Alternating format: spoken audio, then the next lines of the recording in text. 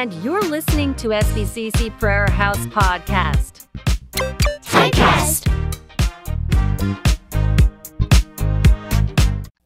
So ito ang prayer house. Prayer house ay ang Diyos ang ating sandigan. Serbisyo sa pagkakapatiran, ang service sa Diyos ang ating pinahahalagahan. Dito. Kaya sabi ng Panginoon, anong gagawin ko para maligtas? Isa lamang ang kasagutan, manampalataya kay Hesukristo. We have to focus our eyes to Jesus. Pag-uusapan natin ang patungkol sa bahay. Siguro lahat tayo may mga punong kahoy. Anong ginagawa natin pagka may mga tuyo na, hindi na pakinabangan? Susunglod natin. Totoo yun, napakinabangan, hindi na pakinabangan. Saan nilalagay? Sa dalikan. Susunugin na dahil wala nang pakinabang. Kaya dito, makinig tayo mga kapatid. Sabi ng Panginoon nung nakaraang topic natin, ibigin natin ang Diyos ng buong puso, buong kalakasan, buong kaluluwa. Ang marutulog ay walang ayuda. Dahil nakatulog ka, luwagpas na. Ayon, binigyan tayo ng Panginoon ng puso, tenga, mata, magbasa. Dahil ang lahat ng bagay dito sa lupa mawawala, but the Word of God stands forever. Kaya sabi ng Panginoon, sambahin natin ang Diyos sa Espiritu at katotohanan. Kaya tayo ay makinig para hindi lumagpas yung ayuda. Pagpapalang espiritual at pagpapalang material ang ibibigay sa atin ng Panginoon. Ang manatili sa Kanya ay magkakaroon ng ayuda. So, ano na ba tayo? Muna kayo. Dito, kung walang pag-aalay ng dugo, ay walang kapatawaran sa mga kasalanan. Ang walang pananampalataya, hindi maaring kalugdan ng Diyos. Kung wala si Kristo, wala tayong magagawa. Sinabi sa verse 5 ng ating text. Kung wala sa Kristo ating buhay, wala tayong magagawa. So sa talatang ito, ng chapter 15 ng Juan, si Jesus ay nagsasalita patungkol sa puno ng ubas at ang mga sanga. At ang sinasabi dito ay patungkol sa pamumunga. Madalit salita, kung wala si Kristo sa ating buhay, hindi tayo mamumunga. Nung tinanggap natin ang Panginoong Kristo bilang Diyos na kapagligtas, ano ang nangyari sa ating buhay? Nanahan sa atin ang banal na Espiritu. Ang banal na Espiritu ay yung kinatawan ng ating Panginoong Kristo. Ang ating Panginoong Kristo ngayon ay nakaupo sa kanan ng trono ng Diyos. Nanahan sa atin ang Espiritu Santo. Tayo ay nagkaroon ng kapayapaan. Ang bunga ay hindi lang sa soul winning. Nung tinanggap natin ang Panginoong Kristo, tinanggap natin ang the fruit of the Holy Spirit. Ano yon? Ang pag-ibig, kagalakan, yung anong kanina? Love, love, love. Yun. Ang utos ko, sabi ng Panginoon, ay magmahalan kayo, tubuhan ng Espiritu. Kagalakan, kapayapaan, pagtsatsaga, kabaitan, kabutihan, katapatan, kainahunan at pagpipigil sa sarili. At hindi lang yon ang bunga na ating natanggap sa Panginoon. Ito pa, dito inilalarawan ang karagdagan, ang katangian ng mabuting pagkatao. Ito yung ang mga nananatili kay Kristo. Babasahin natin sa 2 Peter chapter 1 verse 5 to 8. Dito ang karagdagan ng katangian ng isang Kristiyano. Sabi dito, dahil dito, ito, sikapin ninyong idagdag sa inyong pananampalataya ang kabutihan, sa inyong kabutihan ang kaalaman. Sa inyong kaalaman, ang pagpipigil sa sarili, sa inyong pagpipigil sa sarili, ang katatagan, sa inyong katatagan, ang pagiging makadiyos. Sabi, verse 8 please. Ang mga katangiang yan, ang kailangan ninyong taglayin at pagyamanin. Yan. Ito, ang ating ilagay sa ating puso upang, bakit daw? Upang ang inyong pagkakilala sa Panginoong Jesucristo ay huwag mawalan ng kabuluhan at kapakinabangan. Ito, yung mga karagdagan sa ating bunga. Ito ay naka-address sa atin bilang tagasunod ni Kristo. Kaya, manatili tayo kay Kristo. Manatili. Kaya, nung sandaling yon, si Kristo, sinabi ni Kristo sa verse 1 ng 15, ako ang tunay na ubas. Na siya ang tunay na ubas, puno ng ubas. Si Kristo ay nagsasalita patungkol sa imahe ng mga Israelita dito sa lumang tipan, na ang puno ng ubas na ang kinatawan nito ay ang bayan ng Diyos, ang mga Israelita. Kaya doon sa sinabi sa Hosea chapter 10 verse 1, sabi, ang Israel ay tulad ng punong ubas na mayabong at hitik sa bunga ang mga sanga. Ayan, namumunga. Habang dumarami ang kanyang bunga, dumarami rin naman ang tinatayo niyang altar.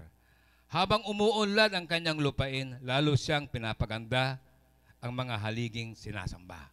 Ayan. Kaya dito, pinalawak ni Jesucristo ang simbolo sa kanyang sarili. Ang sabi niya sa kanyang sarili na siya ang tunay na puno ng ubas. At ang kanyang mga tagasunod ay dinugtong sa kanya, inkunik sa kanya, at ang mga sanga. Tayo bilang mga sanga. Gumamit si Jesus ng pagkakatulad ng puno ng ubas at ang mga sanga. Kaya dito, ipinaliwanag niya ang relasyon niya sa mananampalataya. Sino yon? Kanyang mga tagasunod.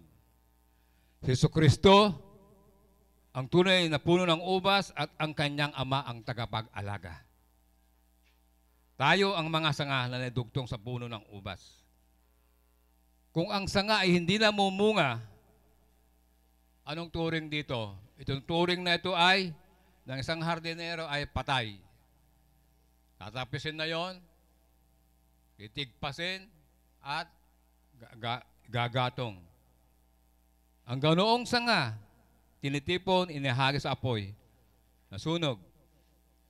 Kaya tayo, sa bahay, sa akula, pagka tinitigpas niya yung mga andon, sunglod. Walang pakinabang. Nakikinabang lang sa pakinabang doon sa pag nagluluto tayo ng pagkain. So, point number 1, sabi dito, bear much fruit for God's glory.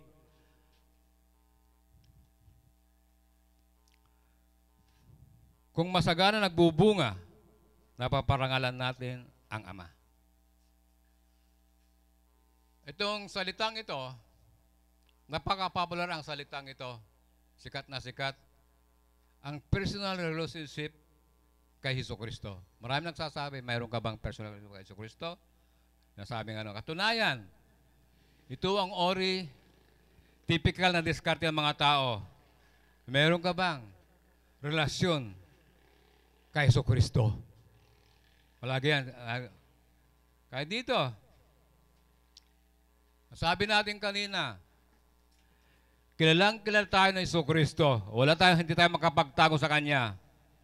Alam niya ang katauhan ng bawat tao. Sino si Jesucristo?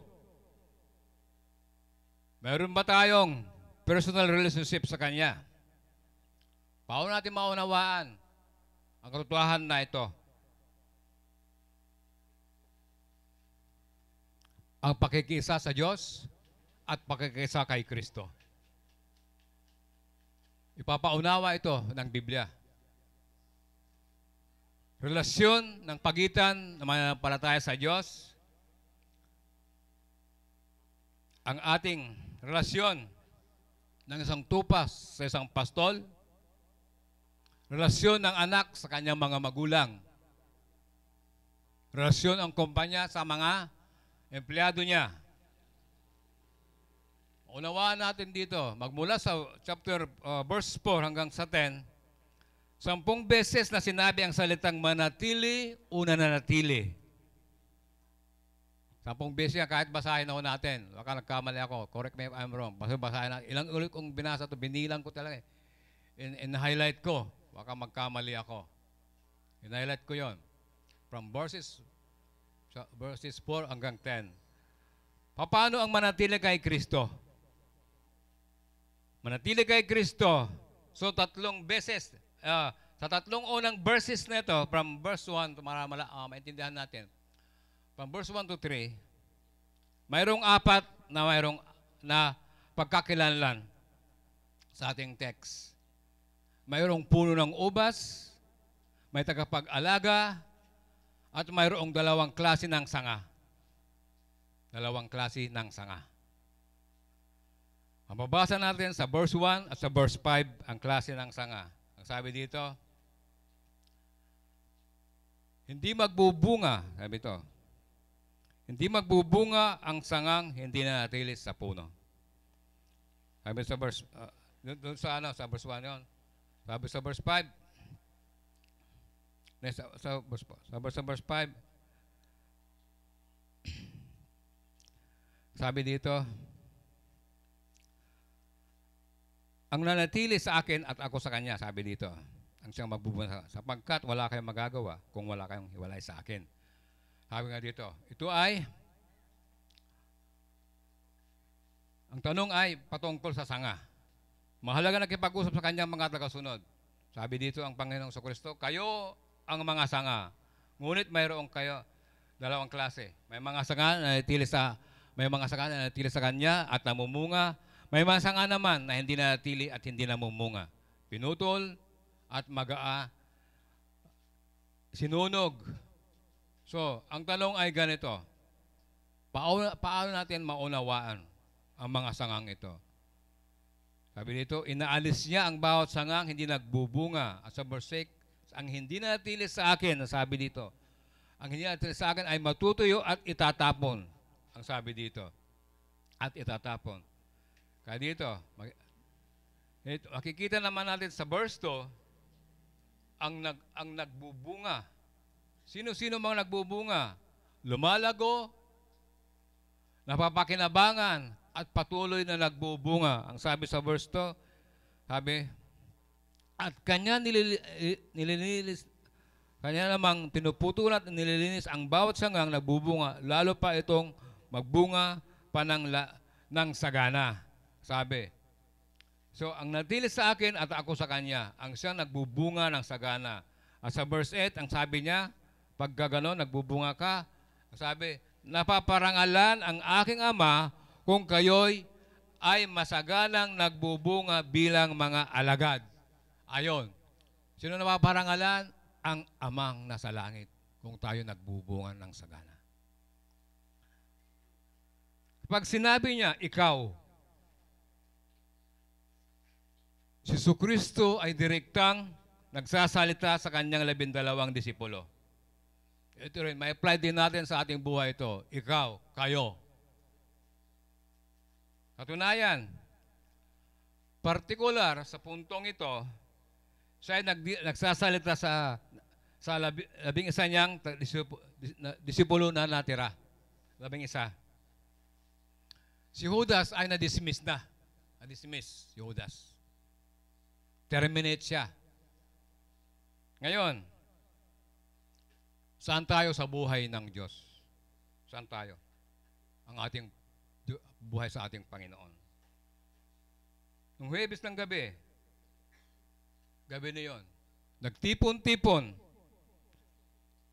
ang mga alagad kasama si Kristo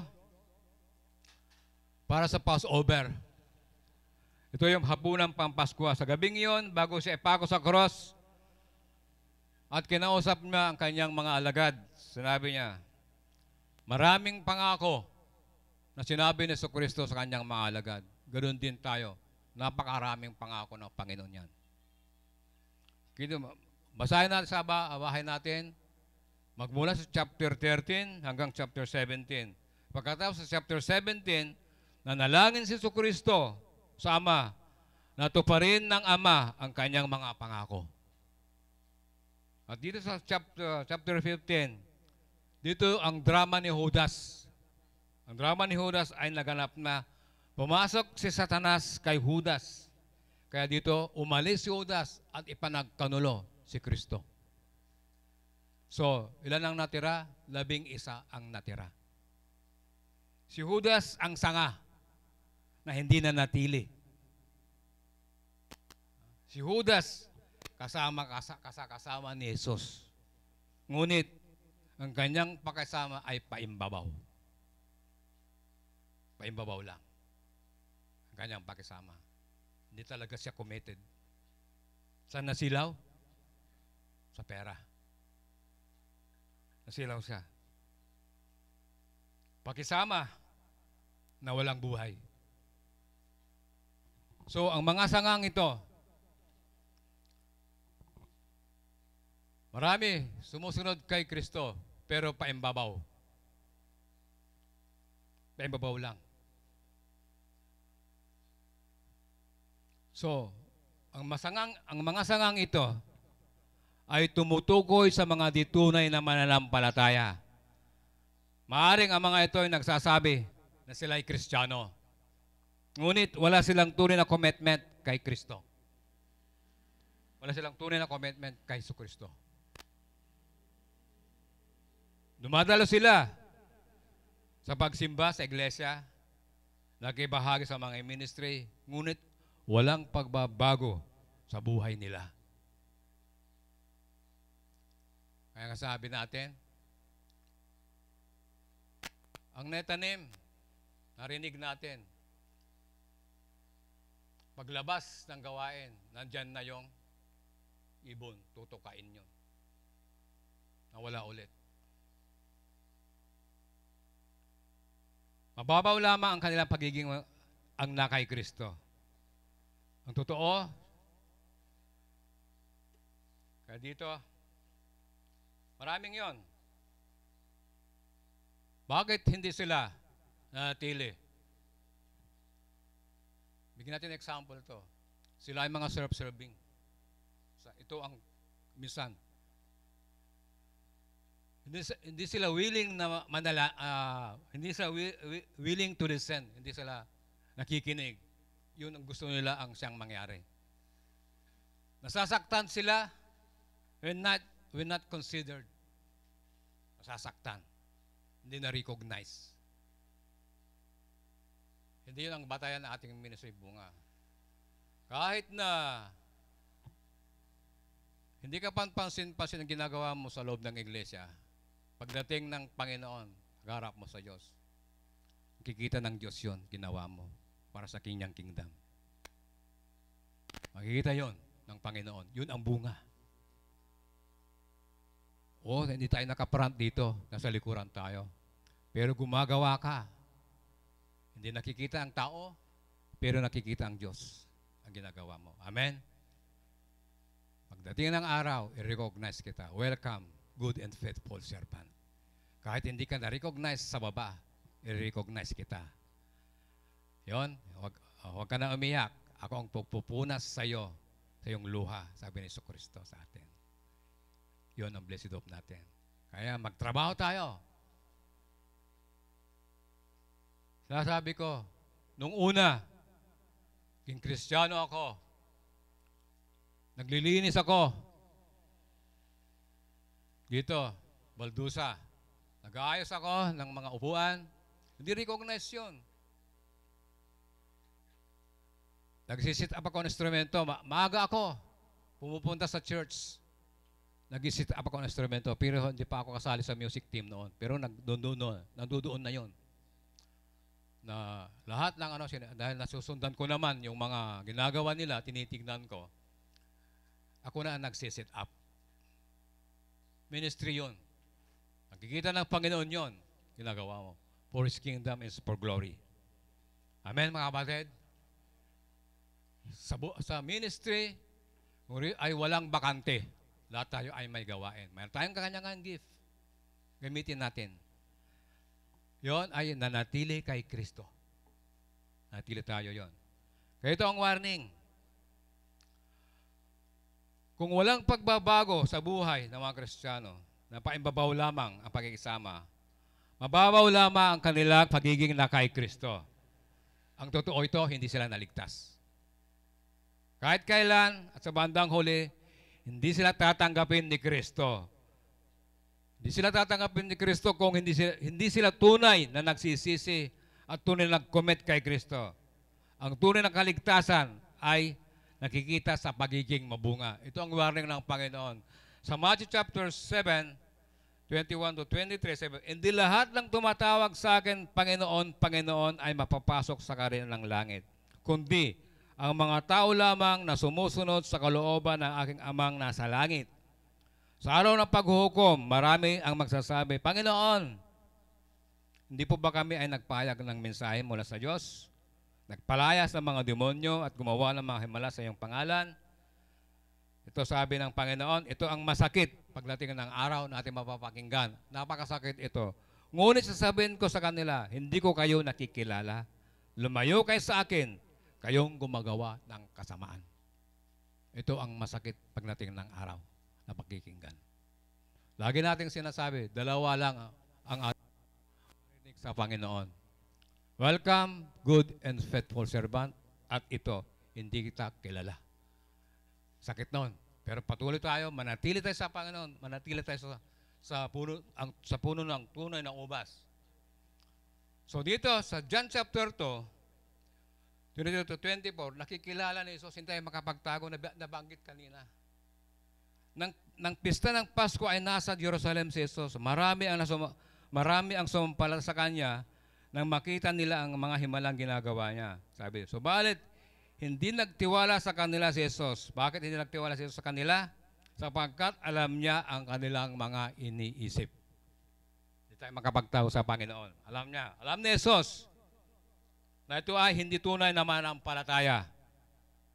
Panlabas at paimbabaw na pananampalataya.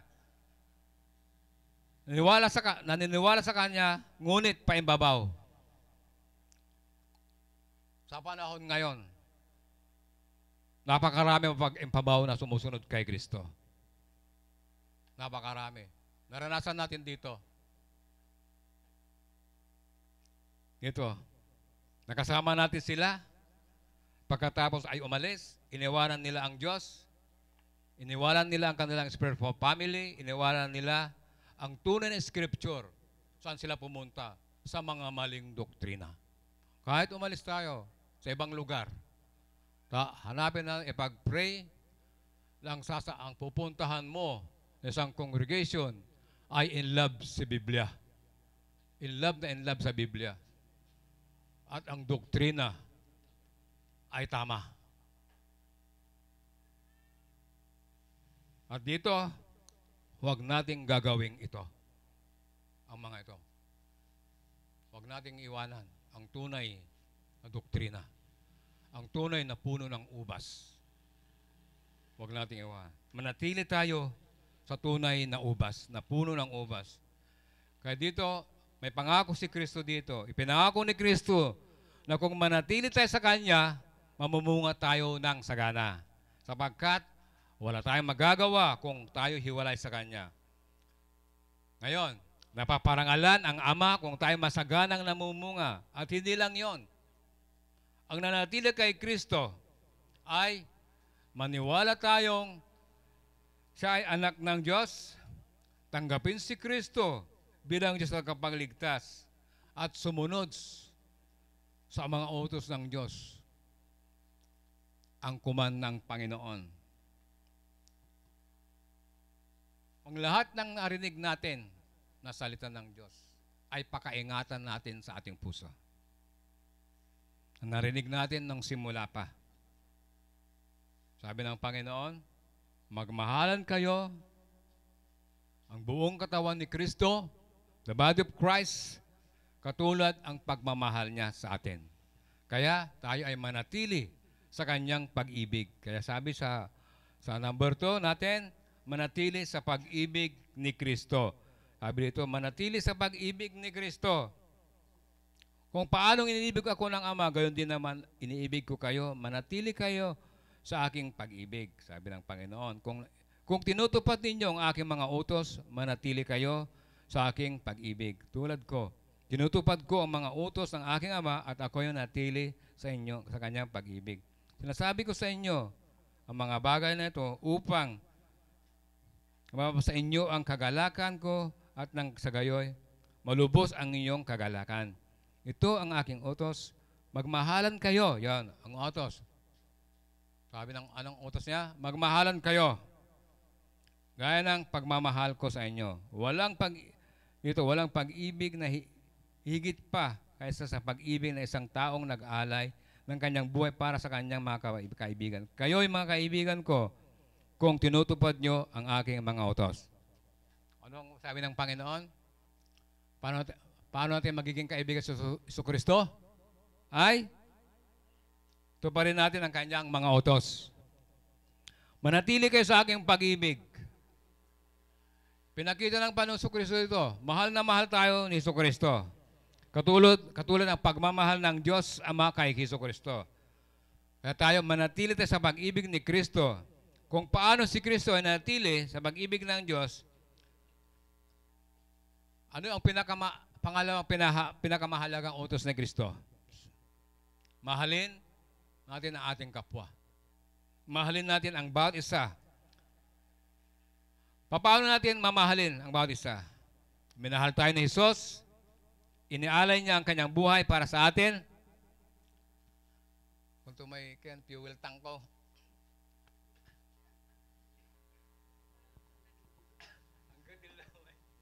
Fuel tank.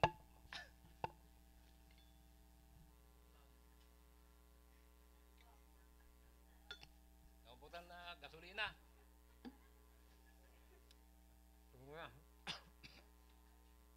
Fuel tank.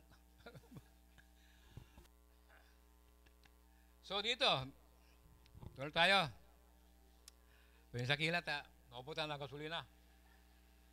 May fuel tank. Minahal tayo ni Jesus. Inialay niya ang kanyang buhay para sa atin.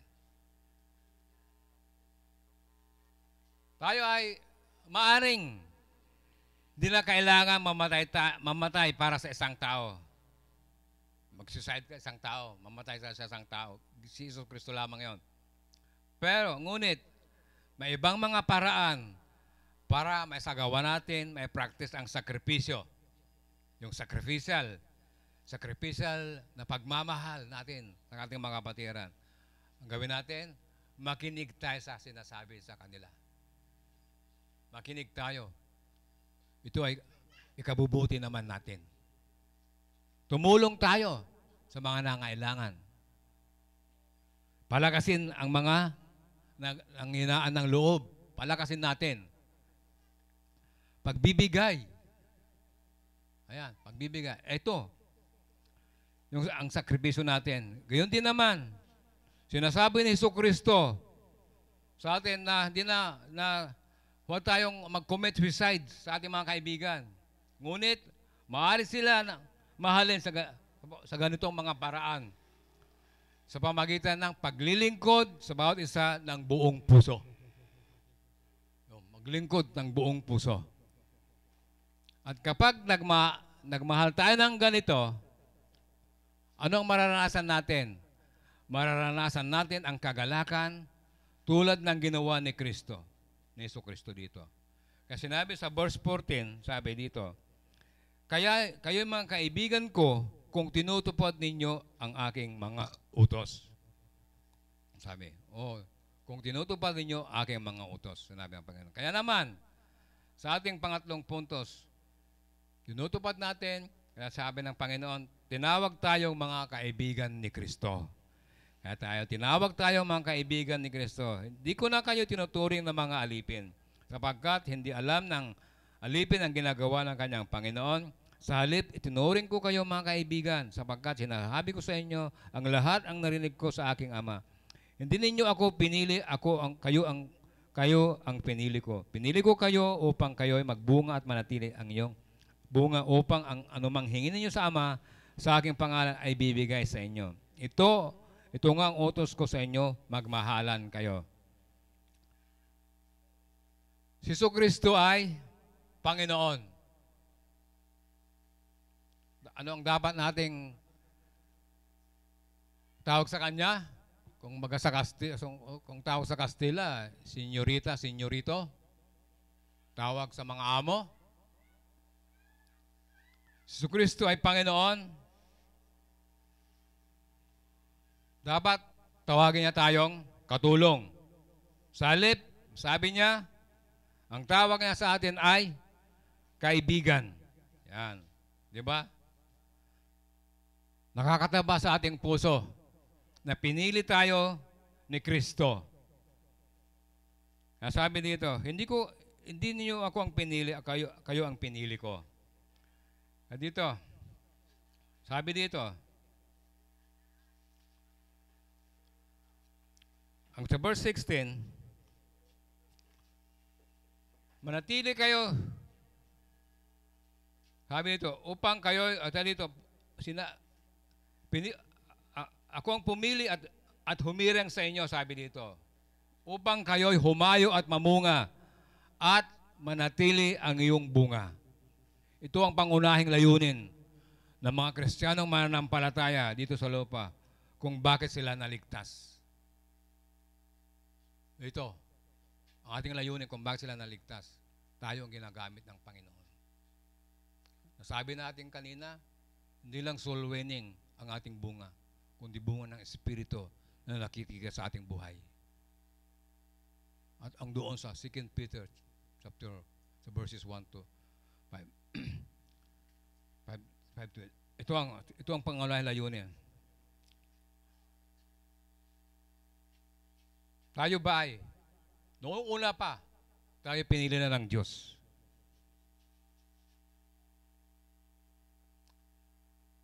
Sa basketball, pinipili ang mga first five. Pinipili ang mga nasa bangko. Pinipili ang mga gusto ipasok. Pero tayo, hindi ba natin napapansin, mga kapatid, na tayo ay pinili ng Diyos para kay Kristo. Amen, mga kapatid? Pinili tayo dahil mahal-mahal tayo ng Panginoon. Hindi ba nakakamangha na tayo ay pinili, minahal ng hari ng mga hari at ang kanyang Jesucristo. Pinili tayo upang mamunga at sinabi ng Panginoon, pangako niya sa atin, pinangako ni Jesucristo na anumang hingin natin sa kanyang sa Ama, sa kanyang pangalan ay ibibigay sa atin. Anuman ang hingin natin, sabi dito. Ito, kanyang pagpapalain, ang kanyang ministry. Bakit pagpapalain nang sa gayon? Maabot pa ang mga kaluluwa. Pagpapalain ang ating buhay. Kung titignan natin ang buong congregation, ang magandang kalusugan ng bawat isa, pagpapalayan sa ating buhay yan. Magandang kalusugan. At dito, pagpapalayan din ng Panginoon, sinabi ng Panginoon, pagmamahal sa iba ay ang bunga, ang nais ni Jesucristo at ng Ama. Ang bunga, pagpapalain niya tayo. Itong pagmamahal sa iba. May palaganap ang pag-ibig ni Kristo. Ito ang mga bunga na nais ni Jesucristo at ng Ama. Tanungin natin ating sarili. Dito sa ating bahay, sabihin natin, ako ba ay nanatili kay Kristo? Ako ba ay namumunga na? Gaano ako kabunga? Sa kasalukuyan, sabi ng Panginoon. Ako ba ay dumaranas ng disiplina o pinuputulan ng Diyos yung pruning para lalo pa akong magbunga? Ako ba ay nanatili kay Kristo? So, ang mga Kristiyano ay mayroong pananagutang mamuhay ng mabunga. Ito ang sinasabi ng Panginoong Kristo. Ngunit, hindi ito ang mangyayari kung hindi tayo nanatiling tapat kay Kristo. Sapagkat kung nakahiwalay tayo sa Kanya, sa tunay na puno ng ubas, ay wala tayong magagawa. Wala tayong magagawa. Kaya sa araw-araw, kaya dumaranas tayo ng kapighatian. Maraming problema ngayon sa mundong ito. Napakaraming problema. Huwag tayong hihiwalay sa Panginoon. Ang lahat ng ito, ang dinaranas natin, ay pansamantala lamang ito. Ang hirap ang mawala kay Kristo. Ang hirap. Kaya sa buhay natin, ang tingnan natin ay ang mga bagay na panlangit. Kristo ang ating tignan. Siya ang ating pastol. Ang tunay na ubas. Ang siya nating kapitan. Tayo manalangin. Salamat, O God. Pinaunawa mo, Panginoon, kung paano ang manatili sa iyo, Diyos. Opo, Panginoon, marami kami, Panginoon, pinagdaraanan, O Diyos. Kabighatian, mga problema, but Lord God, we pray, Panginoon, that no weapon forms against us will prevail, Panginoon, because you are with us, Panginoon. That even though, God, we walk through the shadow of the valley of death, we will fear no evil, because you are with us, Panginoon. In your rod, your staff, they comfort us, God. Kaya, Panginoon, tulungan mo kami, Panginoon, manatili sa iyo.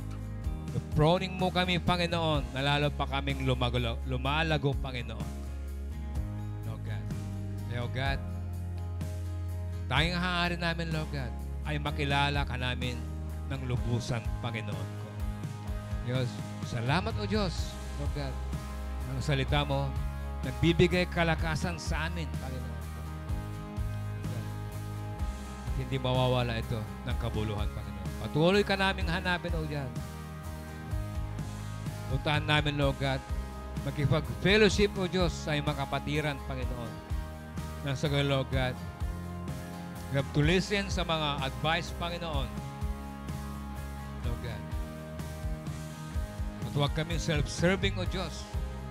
Dahil ang self-serving, Panginoon, ay hindi nang gagaling sa iyo, kundi, O God, Panginoon.